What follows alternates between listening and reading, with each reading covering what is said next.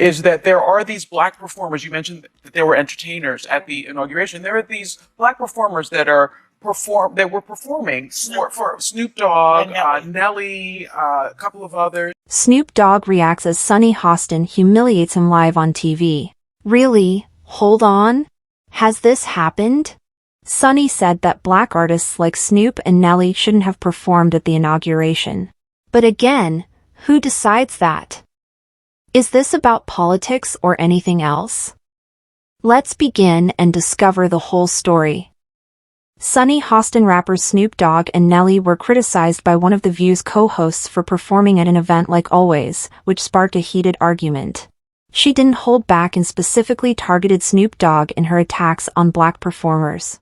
If you look at Donald Trump, the man who would refuse to rent to black people in the 1970s, who tried to lead a lynch mob against 5 black and brown kids in the 1980s for the Central Park case, who refused to allow black casino workers to have a prominent place in his casinos in Atlantic City. She showed a compelling film in which Keith Boykin, a former advisor to Bill Clinton, provided a bold critique of the issue.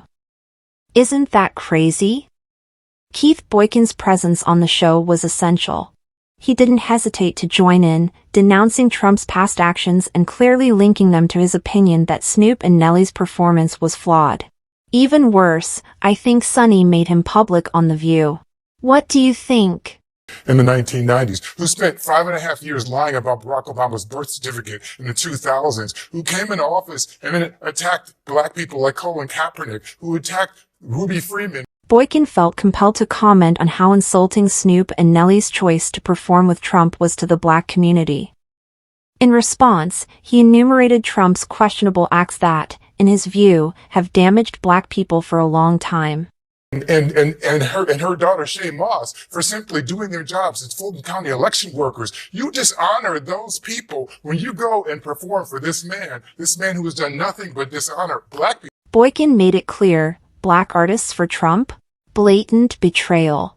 Inquiring as to how Trump supporters could still identify with Martin Luther King's values, he threw in a punch regarding responsibility and legacy. Sunny and the rest of the crowd were feeling it and cheering him on as if it were something out of the norm. Was it? And what do you know? Even though I didn't watch any of the balls or anything, I think what Keith said is so important for us to remember that this is who Donald Trump. Sunny didn't just nod in agreement with Boykin's points of view. She elaborated on them. She brought out the irony that Trump's inauguration fell on Martin Luther King Jr. Day, which stands for racial and economic equality. For her, the link was intolerable. Note your past mistakes, Hostin. She said that instead of going to the inauguration, she decided to remain quiet. Is this not real? She even made reference to Joe Biden. Look at it. You know, this is a vengeful man, and if I can protect me and mine, I would do that. And so I think we need to show Joe Biden some grace. But the other thing that I wanted to talk about that a lot of people are talking about. Isn't Sunny preaching about showing Biden some mercy? That's definitely a valid argument. Using grace may bring us all together and ease tensions. The issue is that people are pointing out that Sunny may wish to apply what she has taught.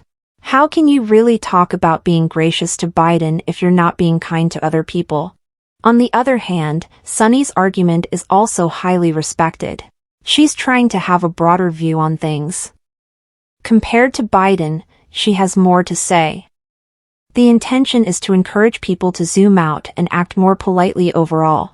However, some are pointing out the irony that it wouldn't hurt to exhibit grace before preaching about it. You know, walk the walk. Maybe it's all about striking a balance. Let's show Biden some consideration. But let's remember to share it with everyone, particularly the team. It is a reciprocal connection. You're saying that those two guys should not be. No, it was more than the two of them, but Yes, and I think it was them and it was so many other people. The thing that really I think was spotlighting Snoop is because of the things that Snoop Dogg said 10 days before the inaugural in 2017. And so look, if you opposed and stood up against Trump's history. Something more is involved. For her, the choice made by Snoop and Nelly was more than just a spectacle. It was a statement, whether they meant it or not. They are really drawing attention to Snoop Dogg's contradictions. Let me tell you why. Nobody gonna perform for Donald Trump, huh? Which one of you jigaboo ass niggas gonna be the first one to do it? I'm waiting. I'm gonna roast the fuck out of one of you Uncle Tom ass niggas for doing it. Which one of you niggas gonna do it first? Ozzy's the one that performs for himself.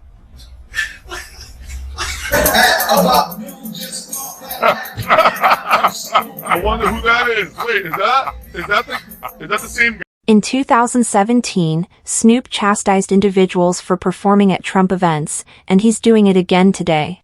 But pretending if his earlier comments had never been made. Because of this, he is being ridiculed. They are essentially urging Snoop to stop pretending that the past never happened or to accept responsibility for his choices. As usual, the View panel had a wide range of viewpoints.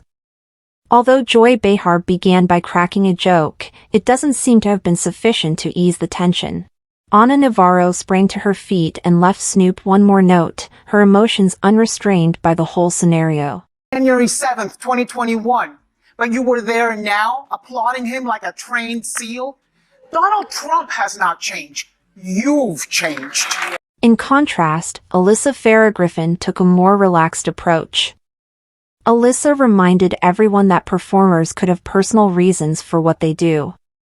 Because they could ridicule them again over this, I would caution hosts to use caution. I don't come for the artist. It's the same way I felt about Carrie Underwood. I think that people see it as part of American tradition to be part of this. They can issue statements if they want to clarify what their views are on. This is Nelly's response to the criticism. The office, out of respect, they give their life for the love of this country. I love this country as well. It is an honor for me to perform for the President of the United States, regardless of who was in office. If President Biden would have asked me to perform, I would have performed. If Vice President Kamala Harris would have won and asked me to perform, I would have performed. Nelly seems to be a non-committal person. He doesn't care what other people think of his decision to perform. But a lot of people are interested in Snoop's thoughts because of his silence. Was the decision made solely for business reasons? Or is he deciding from speaking out about the issue because he has a different opinion? Meanwhile, hosts on The View seem more intent than ever on igniting controversy. One day, Snoop Dogg is the target, and the next, Elon Musk. Who is going to be next on their list? You should be there. Artists are there for the money, and at the end of the day, am I going to fault them? They're there for the money. This whole issue revolves on a single, important question. Should artists use their positions to make a statement, or can they simply concentrate on their work and avoid politics? Everyone, you don't know how big it is. For Sunny and Keith, it's simple. Playing at Trump's inauguration? It pays, at least. Terrible message, terrible behavior. But for others, like Alyssa Farah Griffin, the problem is more nuanced. A number of things, including money or the need for attention, may drive artists. Do we really believe that artists will constantly voice their political opinions? There are instances when they just want to dump beats rather than drop explosives. Hurry up. Whoopi Goldberg's statement that people do what they do for whatever reason emphasizes this complexity even further. Though she didn't openly back them, she acknowledged that Snoop and Nelly are allowed to make their own decisions, regardless of whether her co-hosts share that opinion. It's not only Sunny's diatribe, however. I decided to protect my peace and celebrate Martin Luther King Jr.'s Day yesterday. So I did not watch the inauguration. The irony and hypocrisy of the inauguration being on Martin Luther King Jr.'s birthday quickly came to her mind. She brought attention to the stark contradiction between Dr. King's fight for economic justice and racial equality and the plans to scrap diversity and inclusion programs by drawing on her experience as a lawyer. He said that Black Americans should get restitution for the mistreatment they suffered, and I want to remind people of that, she continued. He argued that reparations were a kind of justice rather than charity. But there were many who disagreed. Some objected, claiming that the focus ought to be on the future instead of the past. It's clear that opinions on whether time was important or whether the big picture was more important varied. As usual, viewers and social media users have reacted to the disagreement in a number of ways. Some were coming for the View's hosts, hurling insults at them from all sides, while others had Sunny's back. At least there was some applause, even if there weren't many. You're correct, lady. They talk as if the majority of people agree with them, hee hee. This whole argument also raises some significant difficulties. Should we expect artists to be held to a higher standard given their enormous influence? Or is it unfair to expect them to improve the world? Not a big deal, is it? Furthermore, it doesn't end here. I guarantee you won't find the whole valuetainment as fascinating as what they stated. They spoke about it briefly as well. Let's just say that it's worth the time. 9 a.m. He gets a call. He says, hey man, these guys want you to perform at 9 o'clock. That's early. I never perform at 9 o'clock. You sure it's 9 o'clock? He says, yes. He says, they just want me to perform at 9 p.m. I'm normally 11 o'clock. He says, no. 9 a.m. He gets up. He says, never in my life have I given a concert to 10,000 people. In this whole situation, everyone's discrepancies are being revealed. The story of Nelly is straightforward. He was honest, showed there, started to work, and shut up the bag. He can't be held responsible. And let's be honest, if you have $1.5 million, a 9 a.m. engagement is worth the early wake up. But Snoop's flip-flop? You can find the real tea there.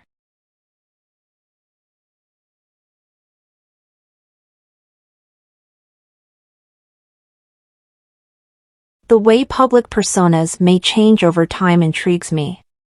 When a number of celebrities appeared at Trump rallies in 2017, many called them sellouts. A few years later, however, some of the same people or others are doing similarly. It illustrates how intricate the entertainment sector is.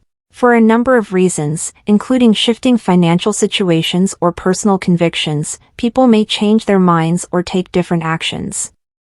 The internet itself, however, never forgets. Additionally, if someone switches sides, others may begin to question their loyalty. It's crucial that people accept responsibility for their past actions and provide a justification for their adjustments, rather than pretending nothing occurred.